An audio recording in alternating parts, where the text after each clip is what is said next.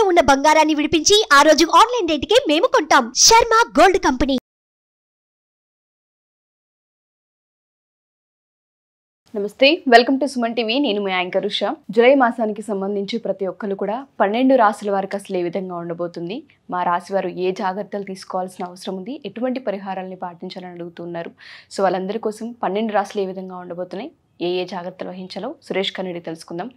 నమస్తే సురేష్ గారు. నమస్కారం అండి ఉషా గారు. జూలై మాసంతో మనం చూసుకుంటే కుంభరాశి వారికి అసలు ఏ విధంగా ఉండబోతుంది అంటారు? సో రాశి ఫలాలు తెలుసుకోవటం చాలా ఇంపార్టెంట్ అండి. మన మహర్షులు మనకి ఈ జ్ఞానాన్ని ఎందుకు ఇచ్చారంటే లైఫ్ని సుఖంగా సంతోషంగా బతకాలి, ఎఫర్ట్లెస్ జర్నీగా ఉండాలని చెప్పేసి ఉద్దేశంతో ఇట్ని ఇచ్చారండి. సో ఇది మన అదృష్టం. మనం దీని గురించి మాట్లాడుకోవటం, రాశి ఫలాలు చెప్పుకుంటే మనుషులే కాదండి, పక్కన ఉన్న నేచర్ కూడా ఉంటుంది, అవి కూడా సంతోషపడతాయండి. ఎందుకంటే అవి ఆ క్రియేచర్స్ కూడా ఒక పర్టికులర్ నక్షత్రంలో రాశులు పుట్టే ఉంటాయి కాబట్టి అండి. తర్వాత మనకి రాశుల గురించి ఈసారి జూలై మంత్ 2024 కుంభరాశి వారి గురించి చూద్దామండి. కుంభరాశి వారికి ఓవరాల్గా ఎలా ఉంటుందంటే, ముందు ధనిష్ట 2, 3, 4 నక్షత్రాలు, తర్వాత శతభిషం 1, 2, 3, 4 పాదాలు కలిగిన వాళ్ళు, పూర్వభద్ర 1, 2, 3 పాదాలు కలిగిన వాళ్ళతో పాటు ప్లస్ మనకి పేరు బలం కనుక చూసుకుంటే గు, గే, గో, సా, సీ, సు, సే, సో, దా ఈ అక్షరాలు మోరార్లా సీ సౌండ్తో ఉన్న పెరిగిన వాళ్ళందరూ కూడాను మనకి కుంభరాశి కింద వస్తారని చెప్పుకోవాలి. మన గ్రహస్థితి కనుక చూస్తే ఈ మంత్లో కొంచెం గ్రహస్థితి ఎక్కువగా ఉందండి. ఈ ప్లానెట్స్ బాగా చేంజెస్లో ఉన్నాయని కానీ మనం గమనిస్తే సూర్యుడు వచ్చేటప్పటికి కర్కాటక రాశిలో 16వ తారీఖు ఎంటర్ అవుతున్నారండి. కుజుడు వచ్చేటప్పటికి వృషభ రాశిలోకి 12వ తారీఖున, బుధుడు వచ్చేటప్పటికి సింహరాశిలో జూలై 19వ తారీఖున, శుక్రుడు వచ్చేటప్పటికి కర్కాటకలోకి జూలై 6వ తారీఖున వీళ్ళు చేంజెస్ అవుతూ ఉన్నారండి. ఈ చేంజెస్ని బట్టి మనం కనుక గోచార ఫలం కనుక కుంభరాశి వరకు చూసుకుంటే ఎలా ఉంటుందంటే, బ్రాడ్గా చెప్తే ఫస్ట్ 2 వీక్స్ చాలా బాగుంటుందని చెప్పాలి, నెక్స్ట్ 2 వీక్స్ కొంచెం యావరేజ్గా ఉంటుందని చెప్పాలి. ఓవరాల్గా వీళ్ళకి ఒక 70% బాగుంటుంది అనేది మనం ఐడియా చెప్పుకోవచ్చు.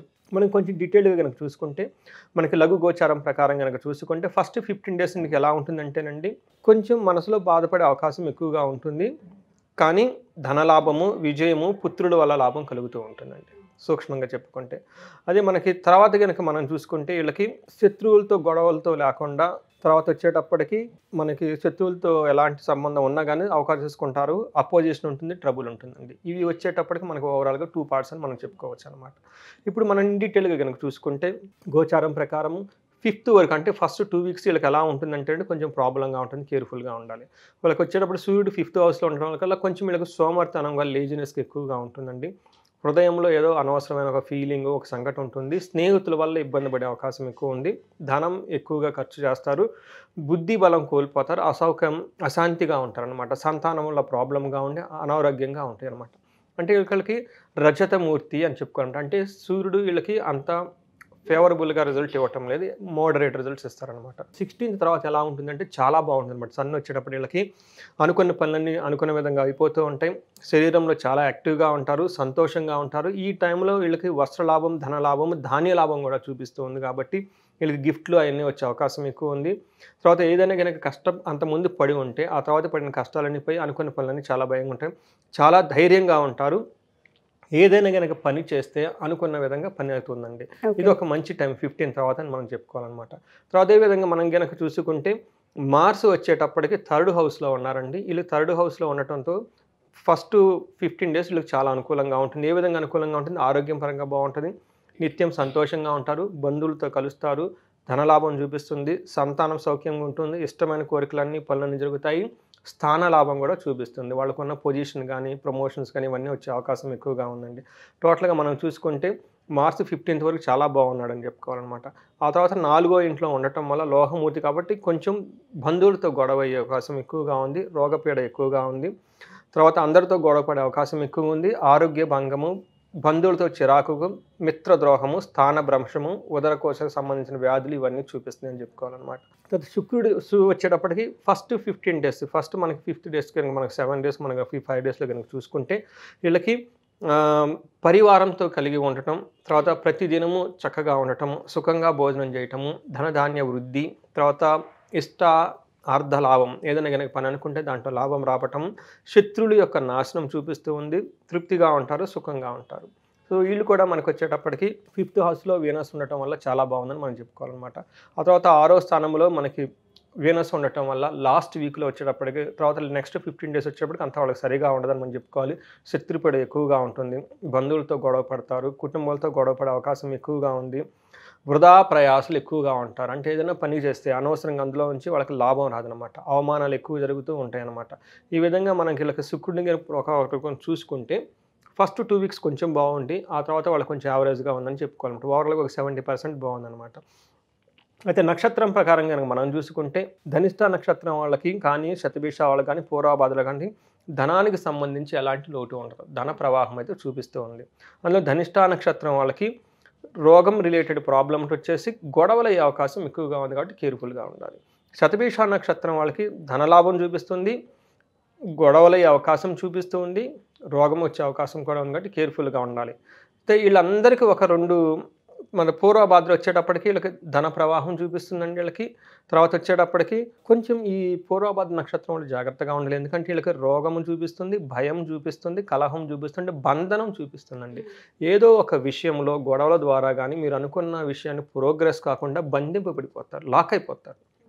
ఈ పూర్వభాద్ర నక్షత్రం వాళ్ళు ఈ కుంభరాశిలో పూర్వభాద్ర నక్షత్రం కొంచెం కేర్ఫుల్గా ఉండాల్సిన టైం అండి. వీళ్ళకి కొంచెం ఎక్కువగా నెగిటివ్గా చూపిస్తుంది. బట్ అదే ధనిష్ట శతభిష కానీ వాళ్ళకి రాజ్యలాభం చూపిస్తుంది, అధికారులను కలుస్తారు, అన్నీ బాగుంటాయి. బట్ ఓన్లీ ప్రాబ్లం ఏంటంటే కలహము, రోగము ఎక్కువగా ఉంది. బట్ ఓన్లీ పూర్వభాద్ర నక్షత్రం వాళ్ళకి కొంచెం కేర్ఫుల్గా ఉండాల్సిన టైం ఎక్కువగా ఉంది. ఏదో ఒక విషయంలో అనవసరంగా లాక్ అయిపోతారు, ముందుకి వెనక్కి వెళ్ళని పరిస్థితి వచ్చే అవకాశం ఎక్కువ, కేర్ఫుల్గా ఉండాలండి. ఇది వచ్చేటప్పటికి మనకి కుంభరాశి వారికి ఈ మంత్ రాశి ఫలాలు సంబంధించి. Sure sir, thank you. So ఎవరైనా సరే మాస ఫలాలు చూసిన తర్వాత పర్సనల్గా మేము జాతకం చూయించుకోవాలనుకుంటున్నాం, మాకు ఈ సందర్భంలో కలిసి రావట్లేదు, ఒకసారి పరిహారాలు చేయించుకోవాలనుకుంటున్నామని అడుగుతూ ఉంటుంటారు, మనం అపాయింట్మెంట్ తీసుకునే అవకాశం ఉంటుంది? సో ఉషా గారు 2 మిషన్లు అండి, 2 కాదు 3 మిషన్లు అండి. ఫస్ట్ ఈ మన పూర్వీకుల ప్రకారం ఏంటంటే ప్రతి ఇంట్లో ఒక జ్యోతిష్యం తెలిసిన వాళ్ళు ఉండాలండి. అసలు ఆ ఫ్యామిలీలో ఉండే వాతావరణం డిఫరెంట్ అండి. వాళ్ళలో ఎంతో మెచ్యూరిటీ ఉంటుంది, ఒక పరిణితి ఉంటుంది, చాలా హ్యాపీగా ఉంటారండి. వాళ్ళ ఇంట్లో మ్యారేజెస్ కానీ అన్నీ చాలా బాగుంటాయండి. అంటే అప్స్ అండ్ డౌన్స్ ఉంటాయి, బట్ ఒక ఉన్నతంగా ఉంటుంది. అందుకని ప్రతి ఇంట్లో జ్యోతిష్యం తెలిసిన వాళ్ళు ఉండాలి. కాబట్టి ఒక చిన్న జ్యోతిష్యానికి సంబంధించిన కోర్స్ మన యాన్ సిస్టమ్ మన పురాతన గ్రంథాల నుంచి తీసుకుంటే ఒకటి డిజైన్ చేయడం జరిగిందండి. ఇష్టమైన వాళ్ళు ఆ కోర్సుని చేసుకుంటే చాలా బాగుంటుంది ఒకటండి. రెండోది వచ్చేటప్పటికి మనకి చాలా ప్రాబ్లమ్స్ ఉంటాయండి, మన ఫ్యూచర్ ఎలా ఉంటుందో తెలియదన్నమాట. సో ఏదైనా కనుక వాళ్ళకి ఇండివిజువల్గా ప్రాబ్లమ్స్ ఫేస్ చేస్తూ ఉంటే మనల్ని కనుక కన్సల్ట్ అయితే మనం వాళ్ళకి కౌన్సిలింగ్ ఇవ్వచ్చండి. ఆస్ట్రాలజికల్ పరంగా వాళ్ళ స్ట్రెంత్ ఏంటి, వీక్నెస్ ఏంటి, ఏది ఎలా ఉంటుందని చేయొచ్చు అనమాట. ఇవి కాకుండా కొంతమంది జాతక చక్రం బాగున్న అంటే చాలా స్పెసిఫిక్ ప్రాబ్లమ్స్ ఫేస్ చేస్తుంటారన్నమాట. వ్యాపారం ఎంత చేసినా ఎక్కి రాకపోవటం కానివ్వండి, లేదంటే జాతకాలు బాగుంటాయి కానీ వివాహం అయిన తర్వాత గొడవలు, డైవర్స్ తీసుకోవటం కానీ ఇట్లా ఈ టైపు కొన్ని ఇష్యూస్ ఎక్యూట్గా ఉంటాయి అనమాట.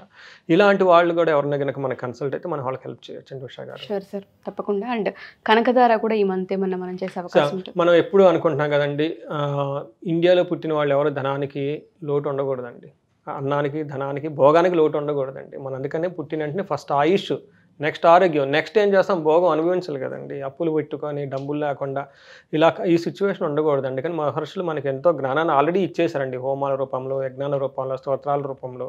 ఈ ప్రోగ్రామ్ని కనుక మనకి అటెండ్ అయితే వాళ్ళకి ధనధాన్యాలు వస్తాయని చెప్పేసి శాస్త్రాలుగా అవి మన ద్వారా వాళ్ళకి హెల్ప్ చేయొచ్చండి. ఎవరికైనా సరే అప్పులు బాధ ఉన్నా, తర్వాత బిజినెస్లో డబ్బులు ఎక్కువ రాకపోయినా కానీ అలాంటి వాళ్ళకి మనం హెల్ప్ చేయొచ్చు. Sure sir, thank you sir, thank you so much. So ఎవరైనా సరే మా ఈ ఎపిసోడ్ చూసిన తర్వాత పర్సనల్గా జాతక రీత్యా ఎవరైనా కన్సల్ట్ అవ్వాలి అనుకున్నా, జాతకం చూపించుకోవాలి అనుకున్నా, పరిహారాలు చేయించుకోవాలి అనుకున్నా, లేదా కనకధార హోమంకి సంబంధించి ఎవరైనా డీటెయిల్స్ తెలుసుకోవాలి అనుకున్నా, ఎస్పెషల్లీ డివోర్స్ కేసెస్కి సంబంధించి ఇబ్బందులు పడుతూ ఉన్నా, లేదా ఫినాన్షియల్ ఇబ్బందులు పడుతూ ఉన్నా, వాటికి సంబంధించి హోమాలు కూడా ఉంటూ ఉంటాయి. పరిష్కారం అనేది ఖచ్చితంగా ఉంటూ ఉంటుంది. కింద స్క్రోల్ తన కాంటాక్ట్ నెంబర్ని కాంటాక్ట్ చేస్తే సురేష్ గట్టి మీకు పూర్తి వివరాలు అందిస్తారు. Thank you. సుమన్ టీవీలో మీ పర్సనల్ అండ్ బిజినెస్ ప్రమోషన్స్ కోసం కింది నెంబర్కి కాంటాక్ట్ చేయండి.